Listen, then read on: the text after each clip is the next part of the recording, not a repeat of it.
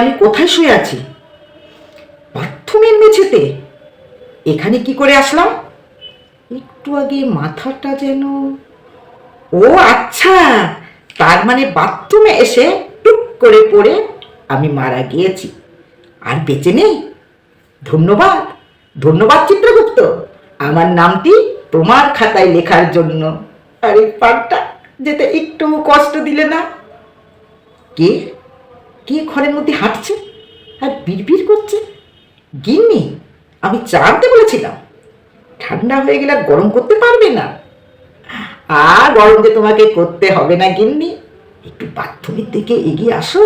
দেখো তোমার প্রতিদেবতা যে অক্কা পেয়েছে, এদিকেই তো আসছে। আমার দেখতে পেলো নাকি? বড় খোকা, বড় খোকা বলে চিৎকার করছে। ডাকো, ডাকো তোমার ডক্টর বড় ছেলেকে ডাকো।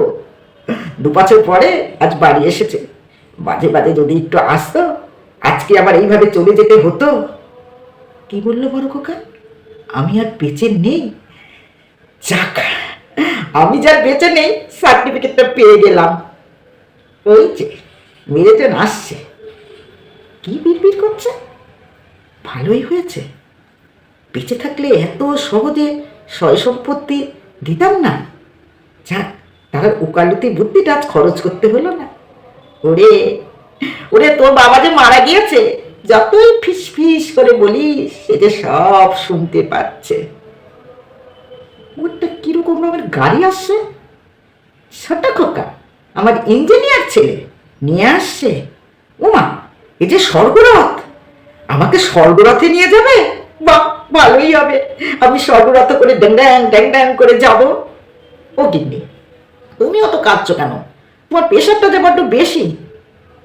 ও ফেলি না, তুই অত দূরে দাঁড়িয়ে কেন? আর একটু কাছে আয়, ভালো করে যে দেখতে পাচ্ছি না। কিচকিচ কিচকিচ করে তো লোক আসতেই আছে। আচ্ছা, তারা কি এখনো খবর পায়নি? ওই তো মহিতোষ বাবু, রমেন আসছে। আর একটু তাড়াতাড়ি আসুন, কখন যমরাজ টেনে হেসতে নিয়ে যাবে তা ঠিক আছে। মাথার ধারে বসে আছে বড় খোকা। মুখটা খুলুন। আপনি বুঝি বড় ছেলে? একটা কথা বলার ছিল। আপনার বাবা বেশ কিছুদিন ধরে আমাদের একটা অনাথ আশ্রম আছে, সেখানে যাতায়াত করতেন। ছোট ছোট অনাথ শিশুদের খুব ভালোবাসতেন, ওদের সঙ্গে অনেকটা সময় কাটাতেন। উনি যে এত তাড়াতাড়ি চলে যাবেন বুঝতে পারেনি।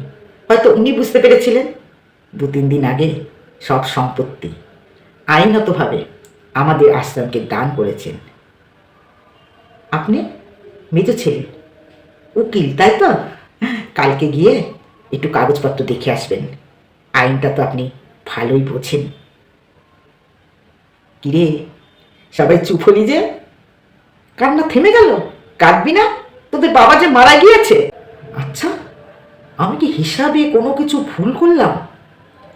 এখনো তো সেই কথাটা বললো না। ও, এদিকেই তো আসছে। দেখেছেন, মানুষের মাথায় যদি একবার সন্দেহ ঢোকে, সে বেঁচেই থাকুক আর মারা যাক, সেটা সহজে যায় না। আপনি ফেলি বুঝি?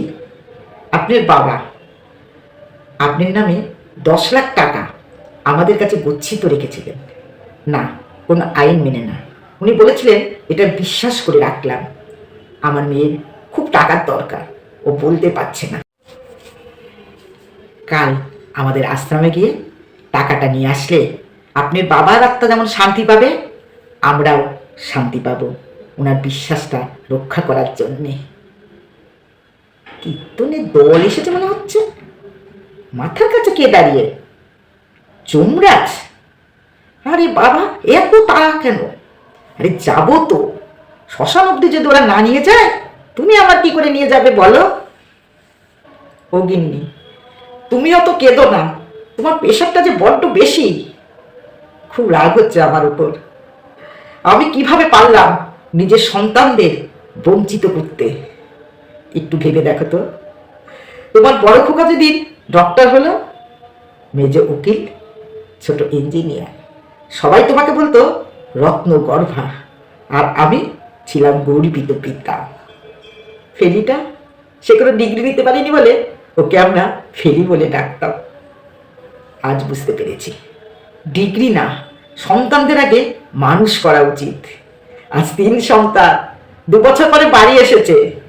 আমাদের সয় সম্পত্তি সব ভাগাভাগি করে নিয়ে তোমাকে আমাকে এদিক ওদিক শুধু টানা হিচড়া করবে। যদি পারো একবার আশ্রমে যেও। ওই ছোট্ট ছোট্ট অনাথ শিশুদের দেখলে তুমি বুঝতে পারবে তোমার স্বামী কোনো ভুল করেনি। এবার যে যেতে হবে, আর সময় নেই। আমি কি করে এখনো হাসছি? গিন্নি, তুমি তো বলতে তোমার আমার 7 জনমের বন্ধন। আবার তো দেখা হবে। প্রেশারের ওষুধটা খেতে কিন্তু ভুলো না।